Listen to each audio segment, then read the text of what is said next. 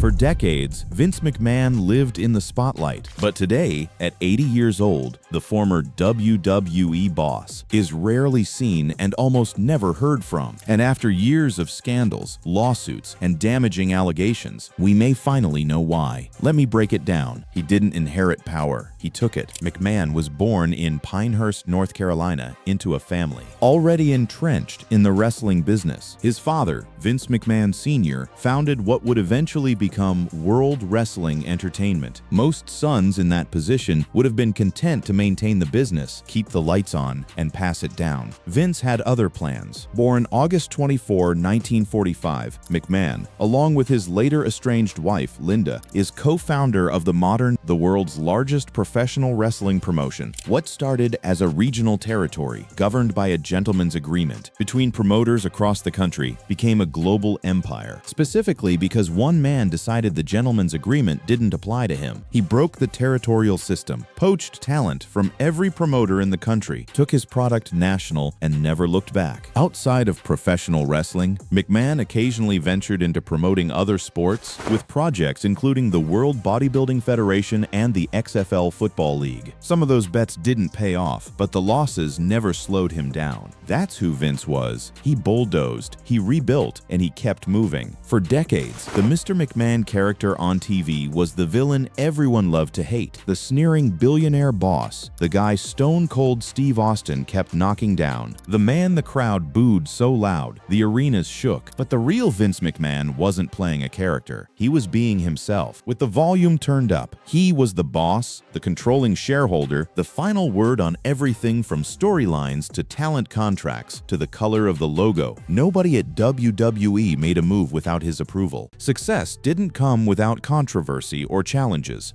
throughout his career, both inside the ring as Mr. McMahon and outside as CEO. He faced numerous legal battles and criticisms regarding ethics within the industry, the steroid scandal of the early 90s, the Monday Night Wars with WCW, years of critics calling his content irresponsible. Vince absorbed all of it, came out on top, and kept the machine running.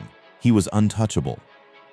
Or at least that's what it looked like from the outside. Vince McMahon was never someone who showed his age, always staying fit. In WWE, he wrestled even past 60 at a decent rate. For a man pushing that age, he didn't just run wrestlers. He was one. That physical self-image, the impossibly maintained physique at an age when most executives are playing golf, was its own statement. It told everyone around him, I don't follow the normal rules. I don't age like normal people. I don't retire like normal people. I don't stop. And then, in the summer of 2022, the Wall Street Journal ran a story that changed everything. The news that had begun to surround the billionaire revealed, while he was CEO, these weren't business disputes. These were settlements paid to women, women who had worked for him, women who had signed non-disclosure agreements, women who had been quietly paid to go away. The story landed like a bomb. McMahon stepped down as WWE's CEO in June 2022 amid an investigation by the company's board into alleged hush money payments to women who accused him of sexual misconduct over a period of nearly 2 decades. 2 decades. That's not a momentary lapse in judgment. That's not one bad decision. That's a pattern, a long, methodical pattern of alleged behavior that ran parallel to every WrestleMania, every Monday Night Raw, every billion-dollar TV deal he ever negotiated. The man running the show was, according to these reports, also running something else entirely behind closed doors. The real fallout occurred after the Wall Street Journal reported on the hush money payments, for the first time in a series of articles outlining McMahon's payments to women over the years, which ultimately were deemed to have gone unreported as company expenses and forced a faux retirement in July. A faux retirement. Even his exit was a performance. He stepped back just enough to cool the headlines, let the cameras pan away, and then started planning his return. Because that's what he did. He came back. McMahon resigned from his dual WWE roles in 2022, only to return in January 2023 as executive chairman of the board. He used his controlling interest in the company, the one card nobody else could play, to reinstate himself. The board couldn't stop him. The public outrage couldn't stop him. The investigations couldn't stop him. Not yet. McMahon used his position as WWE's largest shareholder to return to the company in January 2023 as executive chairman to lead efforts to sell WWE, which was then merged with UFC, to form TKO Group Holdings. That merger closed in September of 2023. The sale of WWE to Endeavor Group Holdings, overseen by Ari Emanuel, closed on September 12, 2023, and saw WWE and UFC merge into one entity, TKO Group Holdings. The deal valued the combined company at a number that made even Wall Street take notice. McMahon, the former CEO of WWE, intended to sell 84 million shares of Class A common stock in TKO Group Holdings. Early in the process, those shares were priced at $79.8 per share, making a stock sale worth $670.3 million. He walked away from the company he built with hundreds of millions of dollars locked in. Not badly. But here's the thing about walking away with that kind of money. When people are asking questions, you still have to face the questions. On the same day as his retirement tweet, McMahon was on the phone with Ari Emanuel and meeting with the mogul alongside Khan and Stephanie McMahon at a New York steakhouse. The retirement was a tactic, not a decision. The deal was already in motion. The sale of WWE, it turns out, might have been less about business strategy and more about survival. The lawsuit from WWE stockholders was first filed in 2023 following the merger. The suit claimed McMahon steered WWE toward a deal with Endeavor over other potential suitors who would have perhaps paid more, because he believed Ari Emanuel wouldn't force him out due to the sexual misconduct and settlement payment scandals. In other words, the most important business deal of his life may have been chosen not for its value to shareholders, but for its value to him personally. And then someone else came forward. McMahon became the executive chairman of TKO and remained in that role until a lawsuit was filed on January 25, 2024, by former WWE employee Janelle Grant, accusing him of sexual misconduct and sex trafficking, and he resigned the following day. This time, the exit wasn't a tactic. This time, the details in that lawsuit made it impossible to stay. The question now isn't whether Vince McMahon is hiding, it's whether he had any other choice. Because what Janelle Grant put in that complaint, every allegation, every detail, wasn't something a PR team could manage. It wasn't something a well-worded denial could bury. It was 67 pages of documented allegations that opened a door the entire world walked through. And behind that door was a picture of the man who ran everything, not as a visionary promoter, but as someone who allegedly used power in the worst possible way. Vince McMahon celebrated his 80th birthday at NYC's Gotham Hall on August 24, 2025, with many of his former WWE employees, a person in attendance who said it was the first time they'd seen Vince McMahon in years. Said the former WWE CEO looked 80. McMahon seemed more frail, walked more slowly, and looked his age, in a manner that he hadn't in decades before leaving WWE. The man who once strutted down the entrance ramp like he owned the universe now walked slowly through a private room with the cameras locked outside. The man who built everything is now watching from the sidelines, and he's been very, very quiet. On January 25, 2024, a woman named Janelle Grant walked into federal court and lit the world on fire. Former WWE employee Janelle Grant filed a lawsuit in January of 2024 against former WWE TKO executive chairman Vince McMahon, accusing him of committing sex trafficking and sexual abuse towards her during her time in the company. The complaint didn't arrive quietly. It landed in every newsroom in the country within hours. The details inside it were unlike anything that had ever been publicly documented. About the inner workings of WWE. Grant sued in U.S. District Court for the District of Connecticut. Her lawsuit named McMahon, WWE, and WWE's former head of talent relations, John Laurinaitis, as defendants. Laurinaitis had been a powerful figure inside WWE for years. The man who made the calls on hiring and firing talent, the man who knew where everybody was buried. Now his name was attached to a federal lawsuit as a co-defendant alongside the most powerful man in the history of professional wrestling. Grant, who worked in the company's legal and talent departments, alleged McMahon forced her into a sexual relationship in order to keep her job. She wasn't some outside voice looking in. She worked inside the walls. She knew how the machine operated, and what she described in that complaint was a machine that allegedly ran on coercion, on the threat of professional destruction, on the power of one man's signature on a paycheck. The complaint described something that went far beyond a workplace misconduct allegation. In the suit, Grant claimed she was subjected to psychological torture and physical violence at the hands of McMahon, whom she accused of forcing her to perform sexual acts, to keep her job, and trafficking her to other men at the company. That word trafficking is a specific legal term. It carries federal weight. It's not an accusation you attach to a complaint unless you're prepared to back it up in court, and Grant's legal team said they were. The suit also stated that McMahon agreed to pay her a $3 million settlement to keep quiet, but that he stopped paying after the first $1 million. So there was an acknowledgement through the settlement offer that something had happened. The agreement was signed, money began to change hands, and then it stopped. When silence becomes a product you stop paying for, the person you were paying for silence tends to start talking.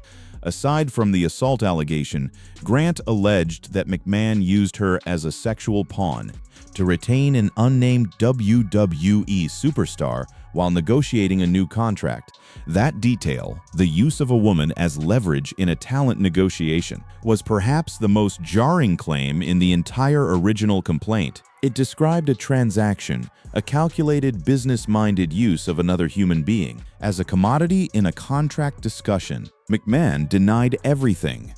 McMahon denied Grant's accusations, but resigned as executive chairman of WWE's parent company, TKO Group, the day after the lawsuit dropped. His legal team was fast and forceful in their response. A spokesperson for McMahon described the lawsuit as replete with lies, obscene made-up instances that never occurred, and a vindictive distortion of the truth. His attorneys called it a smear campaign. They said Grant's team was playing to the court of public opinion. They insisted the evidence would exonerate him. While McMahon resigned, he denied the allegations. In a statement, McMahon's attorney said they remained confident the evidence will prove Miss Grant's allegations are false. That statement went out, and then McMahon went quiet. No press conference, no interview, no camera at the door of his house. The man who spent 50 years making sure every eye in the country was on WWE wasn't making himself available to anyone. The company he built kept moving out of respect for the WWE universe. The extraordinary TKO business, its board members and shareholders, partners and constituents, and all of the employees and superstars who helped make WWE into the global leader it is today.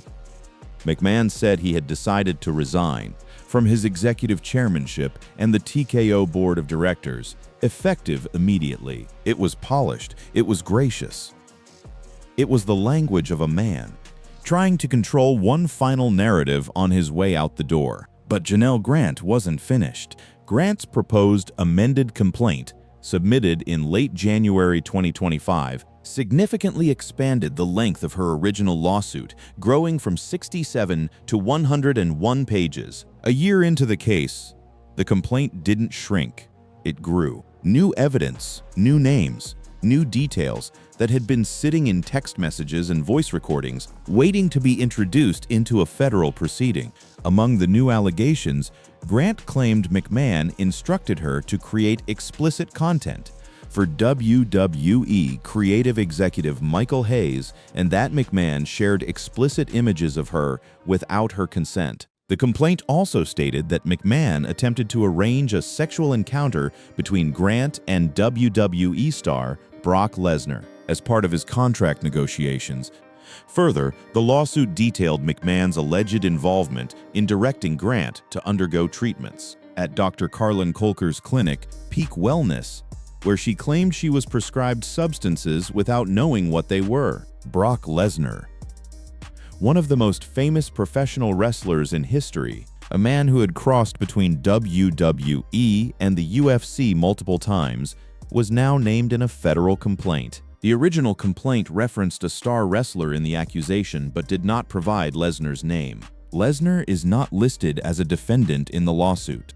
His name appeared as a detail in the alleged scheme, not as someone accused of wrongdoing, but as the presence around which a horrifying series of events allegedly took place. The response from McMahon's team was swift and scalding. In a statement issued by his attorney on Monday, McMahon called the amended complaint a publicity stunt. As expected, the proposed amended complaint is nothing more than the latest publicity stunt in an ongoing smear campaign.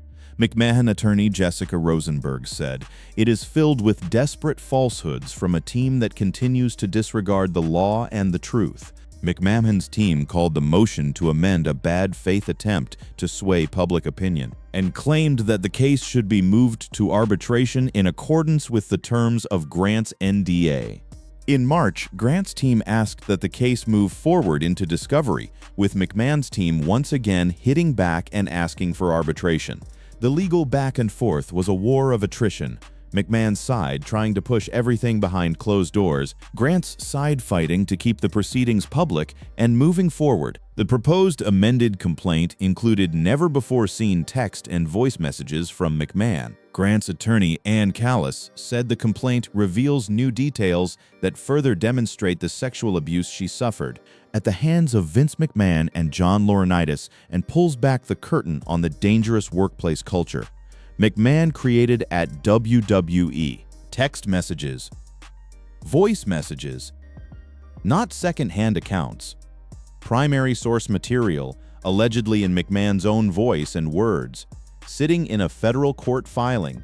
And then came what may be the most significant development in the entire lawsuit. The co-defendant in the bombshell lawsuit, John Laurinaitis, agreed to cooperate with and give evidence to the woman suing the pro wrestling mogul. Laurinaitis also reached a confidential settlement with McMahon's accuser, Janelle Grant, the man who stood beside McMahon in the complaint, who shared the defendant label, who had once been one of the most trusted figures inside WWE. He cut a deal. He agreed to help Grant's case. That is a seismic development. When your co-defendant stops fighting and starts cooperating with the plaintiff, the legal landscape shifts completely. Whatever Laurinaitis knows, whatever he saw, whatever documentation he has access to, all of it is now potentially available to Grant's legal team. The walls around McMahon's version of events just got significantly thinner. Grant filed a memorandum containing additional details in her allegations against McMahon. WWE President Nick Khan, former WWE Head of Talent Relations, John Laurinaitis, Brock Lesnar, and WWE itself. The case, which McMahon's team has consistently tried to narrow, keeps expanding. Every attempt to contain it produces another layer of detail. Before Janelle Grant ever filed her lawsuit, the federal government was already watching. Federal prosecutors were investigating WWE co-founder Vince McMahon over sexual abuse and trafficking allegations, according to multiple publications. The federal investigation also involved allegations of sexual abuse and trafficking. The investigation didn't start because of the Grant complaint. It had been building well before she walked into court. The Wall Street Journal's reporting on hush money payments wasn't just a media story. It was the beginning of a federal paper trail. Federal agents executed a search warrant for the 78-year-old's phone and delivered him a grand jury subpoena over the summer, requesting any documents related to rape, sex trafficking, sexual assault, commercial sex transaction, harassment or discrimination against current or former WWE employees. They went after his phone. A federal search warrant for a CEO's personal device is not a routine step.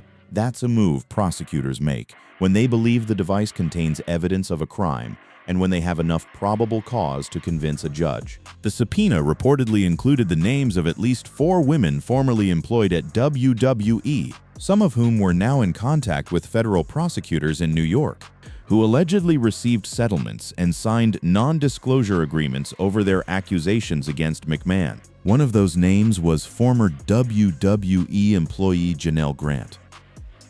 4 women. All of them had allegedly signed documents agreeing to stay silent. All of them were now, to varying degrees, talking to the government. The hush money operation, as detailed in the reporting, was not a one-time thing. The evolution of the company's story led to a point where a company's public announcement of an internal investigation during the summer of 2022 was followed by the launch of a federal investigation related to hush money payments made from 2006 through 2022, designed to prevent anyone from saying anything to anyone. The shareholder case forced another examination of the time period involving the knowledge of McMahon's relationship with Grant, her exit from the company, and an accompanying hush money payment signed in 2022. That payment, the same one Grant alleges McMahon stopped honoring, became a thread that prosecutors could pull. Once money moves on paper, it leaves a trail. And once that trail runs through a publicly traded company's books without being properly recorded, you've moved from a personal misconduct issue into the territory of financial fraud. Prosecutors reportedly spoke to several women named in the grand jury subpoena who were alleged to have received settlement agreements and signed non-disclosure agreements over sexual misconduct by McMahon. These weren't just civil matters. The federal government was treating the NDA payments not as private business settlements, but as potential evidence in a criminal investigation into sex trafficking and obstruction. And then, in a development that surprised almost everyone, the federal criminal probe was dropped. The New York Post first reported the news. The investigation's apparent termination came less than a week after a grand jury and a federal appeals court examined whether WWE founder McMahon committed a crime by hiding allegations of sexual misconduct. The timing was striking. Days after a federal appeals court was looking at the case, the criminal probe was shut down. The dropping of a federal investigation is not the same as a declaration of innocence. Prosecutors drop cases for many reasons. Insufficient evidence to meet the criminal burden of proof, witnesses who aren't cooperating, resources being redirected, political considerations. None of those reasons is the same as this didn't happen. The civil case, Janelle Grant's lawsuit, was still very much alive and moving forward. The FBI letters she had received, stretching from 2023 to late 2025, showed a sustained period of government engagement. Grant provided an update on Instagram, posting letters she had received from the FBI from May of 2023 to December 2025. She published them publicly. Whatever the current status of the criminal probe, Grant documented years of contact with federal investigators, who were at minimum keeping her close. The financial dimension of all of this runs deeper than the hush money. When McMahon allegedly paid out tens of millions of dollars in settlements and recorded them improperly on WWE's books, he wasn't just creating a personal liability. He was creating a liability for every shareholder in the company. There is currently a WWE shareholder lawsuit playing out in Delaware Chancery Court, in which plaintiffs allege that McMahon violated his fiduciary duties during the sale process. The lawsuit claims that McMahon's priority was to secure his future on top of WWE, despite the sexual misconduct scandal. That led to his 2022 resignation and the payment of millions of dollars in non-disclosure agreements that were not properly recorded on the company's books. Not properly recorded.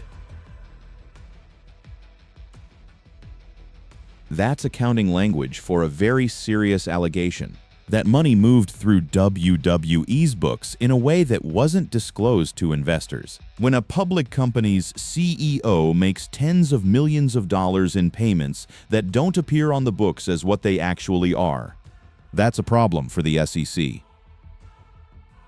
for shareholders, and for every executive who signed off on those financials. Current and former WWE executives Nick Khan, George Barrios, Steve Koonin, Michelle Wilson, and Frank Riddick were also listed as defendants in the shareholder suit.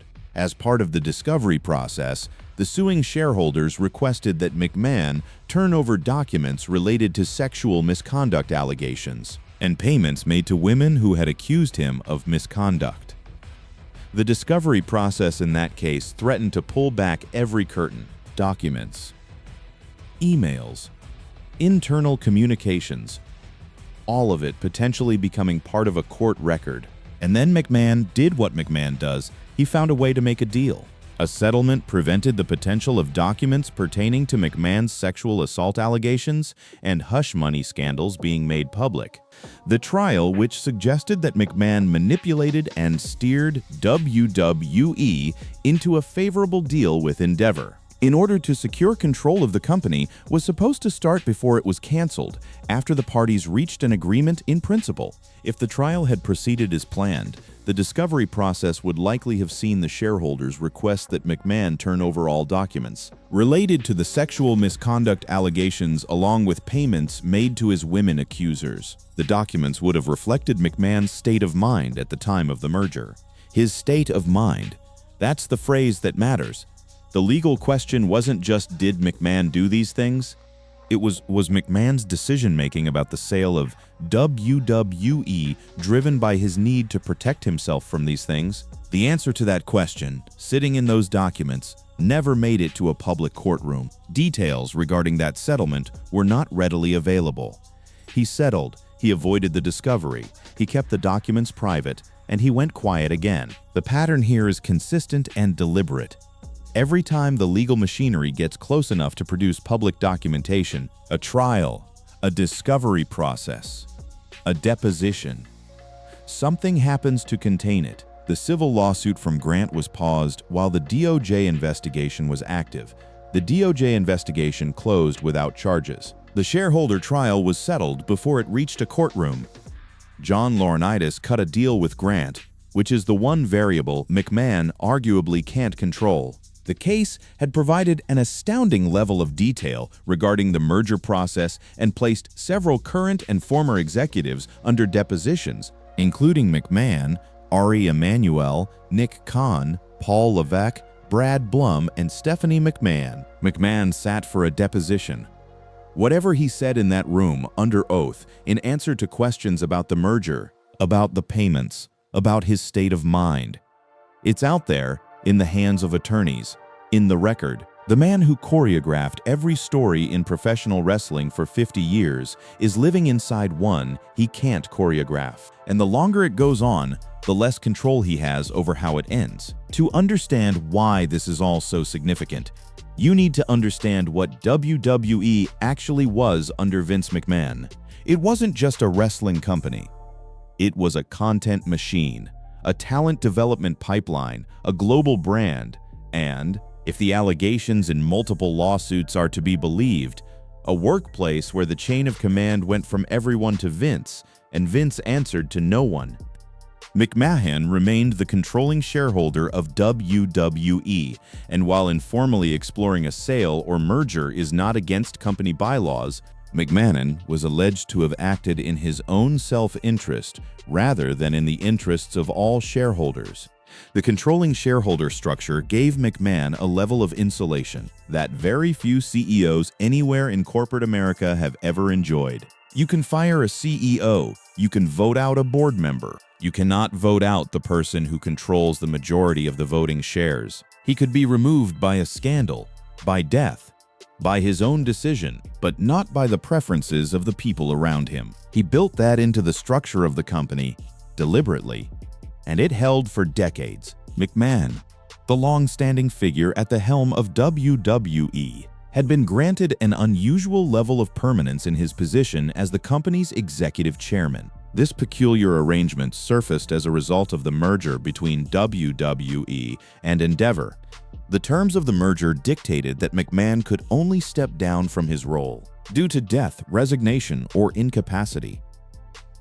Even when he sold the company to Endeavor, the structure protecting his position was written into the merger terms. The people buying WWE built a lock for him into the deal. You don't do that unless the person you're buying from demands it. That power structure had a shadow side. When one person controls everything, the hiring, the firing, the creative direction, the financial decisions, the NDAs, the people working under that person have very few options. To people who serve at the pleasure of the same man you're reporting, you can report it externally and risk your career. Or you can sign the NDA, take the money, and go away. A Maryland lawsuit filed by 5 John Does, who worked as the ringside crew when they were teens, alleged WWE co-founders. Linda and Vince McMahon turned a blind eye to years of sexual abuse of underage ring boys by an announcer and executives at the company. Ring boys. Teenagers working behind the scenes at WWE events. That lawsuit, filed in 2024, pointed to alleged conduct that predates most of what's in the Grant case by decades. The McMahons denied the claims, but the layered timing of these lawsuits tells a story of its own. The Maryland case with the former ring boys, the Grant case with the hush money, the shareholder case about the merger, the federal investigation. All of these are separate legal proceedings filed by different parties pointing in the same direction, toward a workplace where power was absolute and accountability was optional. John Laurinaitis is a key figure in all of this, and his decision to cooperate with Grant's legal team is a turning point. Her lawsuit names McMahon, WWE, and WWE's former head of talent relations, John Laurinaitis, as defendants. Laurinaitis ran talent relations. He was the man who decided which wrestlers got pushed, which ones got fired, and which ones got the contracts they needed. He was McMahon's instrument inside the talent division, the person through whom McMahon's will was administered. The allegations involving Laurinaitis are graphic and deeply troubling. Janelle Grant alleged that McMahon and Laurinaitis sexually assaulted her in Laurinaitis' office at the WWE headquarters.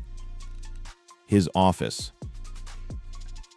Inside the building, during working hours in the building where professional wrestling's biggest company conducted its day-to-day business. If those allegations are proven, it happened at the center. The co-defendant agreed to cooperate with and give evidence to Grant. Laurinaitis also reached a confidential settlement with Grant. When a co-defendant settles and agrees to cooperate with the plaintiff against the primary defendant, it is one of the most significant developments that can happen in a civil proceeding. It means the person who was allegedly in that room with McMahon has now agreed, for whatever considerations were reached in that settlement, to tell his version of events to the people suing McMahon. McMahon's legal team has fought this with everything they have. They've argued for arbitration, which would move the proceedings behind closed doors and away from public access. Brandon Thurston of WrestleNomics reported an update, writing that McMahon's legal team filed opposition to the amended complaint. His legal team argued that Grant's request was untimely, and it was made in bad faith. Jessica T. Rosenberg, one of McMahon's attorneys, wrote that the filing was teeming with proposed additional allegations that were available to Grant when she filed her initial complaint, calling it a bad faith attempt to use this court's docket to gain an advantage in the court of public opinion. The court of public opinion, McMahon's own attorney used that phrase because that's the other fight happening alongside the legal one. The public narrative. Every filing that names Brock Lesnar, every text message and voice message introduced into the record, every new detail about what allegedly happened at WWE headquarters isn't just building a legal case. It's building a picture in the public mind that will exist regardless of what a court ultimately decides. The Brock Lesnar element deserves its own examination. Lesnar was one of WWE's most valuable assets for years, one of the biggest professional wrestlers in the world, crossing into UFC as a legitimate championship-level fighter. His contract renewals were significant business events. In the amended complaint, Grant identifies Lesnar as an individual she claims McMahon offered her to for sex in 2021. The updated lawsuit claimed McMahon allegedly requested Grant create personalized sexual content for Lesnar and offered her to him for sex in July 2021, a time when McMahon was attempting to keep Lesnar under contract with the WWE. She further alleged McMahon flew Lesnar to Connecticut for an alleged sexual encounter, which ultimately didn't happen because the WWE pro was too intoxicated and taken back to the plane. Lesnar, who also fought in the UFC, primarily from 2008 to 2011, has not made an appearance in the WWE since 2023. Lesnar and Hayes have not publicly commented on the amended lawsuit. Their silence is conspicuous in the way that public silence often is when your name appears in a federal complaint. The WWE machine McMahon built processed all of this invisibly for years. Payments were made. NDAs were signed. People left the company and disappeared into non-disclosure agreements. The Wall Street Journal didn't break the story of the hush money payments until 2022, and by then, the payments dated back to 2006. 16 years of alleged settlements. 16 years of alleged misconduct. All of it processed quietly through a system that McMahon designed and controlled. Grant had filed a petition against a WWE wellness doctor named Carlin Colker, which was court-ordered to be released. The lawsuit detailed McMahon's alleged involvement in directing Grant to undergo treatments at Dr. Carlin Colker's clinic, Peak Wellness, where she claimed she was prescribed substances without knowing what they were. A doctor, a clinic. Prescriptions for substances. Grant allegedly didn't know she was receiving. The architecture of the alleged operation, as described in the complaint, extends far beyond two people in a room. It allegedly involved a doctor, a company executive, a global wrestling superstar, and the CEO himself. The question that's now being asked in multiple courtrooms is, what exactly was hidden? And for how long did everyone who worked there know? WWE moved on without missing a beat. As of 2026, Vince McMahon remains alive and retired from WWE. McMahon, now 81, is fully retired from WWE following the 2023 merger, with UFC under TKO Group Holdings, where he no longer holds any operational role. Leadership has passed to Triple H as Chief Content Officer and Stephanie McMahon in advisory capacities, allowing Vince to step back amid health concerns and past controversies. Triple H, Paul Levesque, a man who spent his entire career under Vince McMahon's shadow, now runs the creative direction of the company. The irony is sharp. McMahon famously controlled every creative decision, reportedly read every single script, signed off on every major direction. Now his son-in-law sits in the chair. Raw is on Netflix. WrestleMania still sells out stadiums.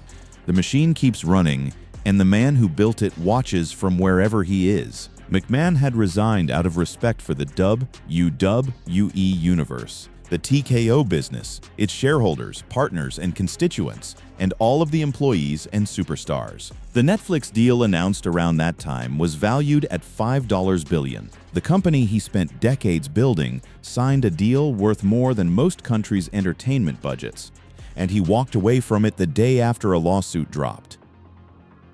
The timing couldn't be more brutal. The woman at the center of it all has not gone quiet. Grant filed a new amended lawsuit detailing new evidence and claims against McMahon, WW, UE, and others, and then continued to push on social media. Through her attorneys, through every new filing, Grant has been methodical and relentless in making her case public. She provided updates on Instagram, posting letters she had received from the FBI. Those FBI letters tell a story without saying a word about their contents. The fact that Grant received FBI correspondence over a span of 2.5 years means that federal investigators were, for the entirety of that period, in communication with her. Whatever the current legal status of the criminal probe, those letters document a sustained period of serious federal interest in what she had to say. Grant's attorney Callis said, "The amended complaint pulls back the curtain on the dangerous workplace culture McMahon created at WWE. The complaint provided new evidence, including that McMahon offered Grant to WWE superstar Brock Lesnar for a sexual encounter during formal negotiations of a new contract with WWE, and McMahon ordered her to send Lesnar sexually explicit content of herself. Every new filing adds a layer. Every new layer makes McMahon's silence more conspicuous, and his attorney's denials more strained. The shareholder lawsuit settlement may actually be the most revealing thing that happened in this entire saga, and hush money payments were going to be made part of a public trial record. The settlement prevented the potential of documents pertaining to McMahon's sexual assault allegations and hush money scandals being made public. The trial, which suggested McMahon manipulated and steered WWE into a favorable deal with Endeavor in order to secure control of the company, was supposed to start before it was canceled, after the parties reached an agreement in principle. Think about what it takes to reach a last-minute settlement on the morning. A trial is supposed to begin. The parties had been in litigation since 2023. Discovery had been conducted. Depositions had been taken. The case placed several current and former executives under depositions, including McMahon, Ari Emanuel, Nick Khan, Paul Levesque, Brad Blom, and Stephanie McMahon. And then, right at the moment when those depositions and documents were going to go public in a courtroom, everyone agreed to settle. TKO hardly came out unscathed as hundreds of documents were released, mainly from the efforts of Brandon Thurston of Post-Wrestling, who made a pair of challenges to unseal various documents and audio files. Even with the settlement, some of the material got out. The courtroom reporters and journalists who tracked every filing captured what they could. The picture that emerged was of an organization that knew far more about its founders' conduct than it ever publicly acknowledged. Endeavor knew what it was getting into. It turns out, current TKO president Mark Shapiro had incredible foresight when it came to McMahon's retirement in July 2022.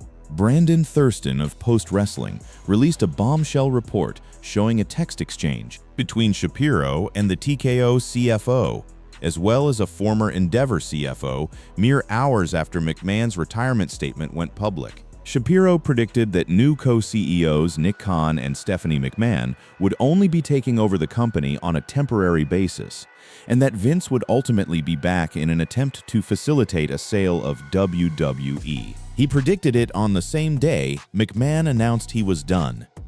And he was right. On the day McMahon resigned in 2022, Endeavor, now TKO president Shapiro, privately anticipated he'd be back and possibly sell WWE. Liberty's Greg Maffei later called the merger pre-wired. Pre-wired.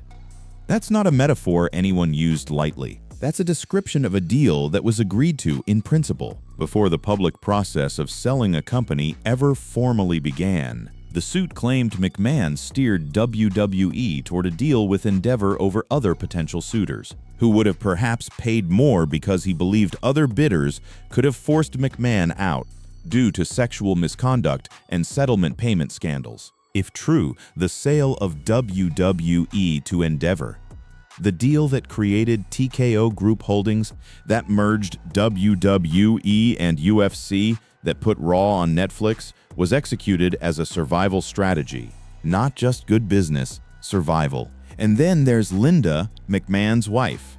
Former WWE executive Linda McMahon is currently serving as Secretary of the U.S. Education Department under President Donald Trump. She was separated from Vince, but not yet divorced when all of this erupted. She had her own set of lawsuits to navigate. The Maryland lawsuit filed by 5 John Does, who worked as the ringside crew when they were teens. Alleged WW.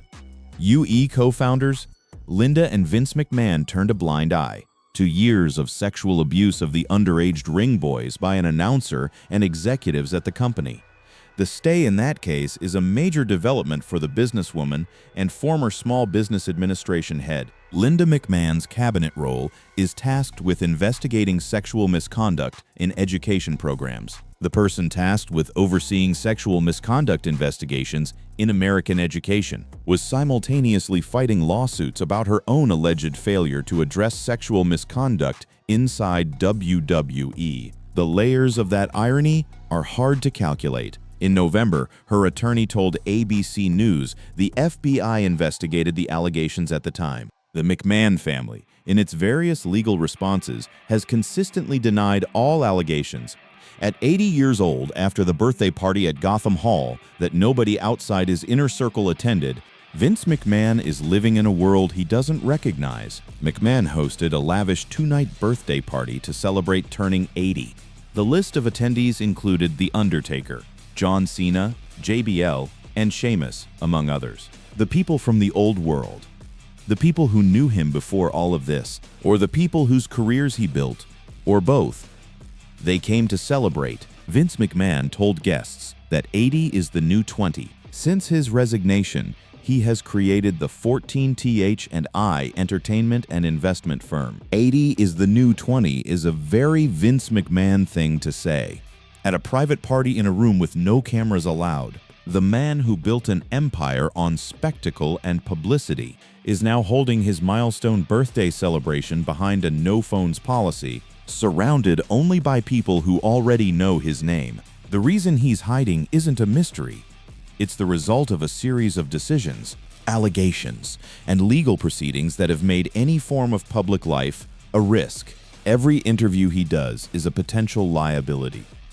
Every public statement is a filing waiting to happen. Every appearance gets dissected by journalists, by plaintiff attorneys, by shareholders, by the public that spent decades watching him on their TV screens. The man who lived for the spotlight now has every reason to fear it. A person in attendance at the birthday party who said it was the first time they'd seen Vince McMahon in years. McMahon seemed more frail, walked more slowly, and looked his age, in a manner that he hadn't in decades before leaving WWE. Time has caught up with him in a way the lawsuits hadn't managed to. The physical invincibility that was always part of the McMahon brand, the physique, the presence, the intensity is gone. What replaced it is an 80-year-old man with a cane who once needed spinal surgery, surrounded by old friends in a locked room. In July 2023, McMahon underwent spinal surgery, and by late October, he was spotted in Saudi Arabia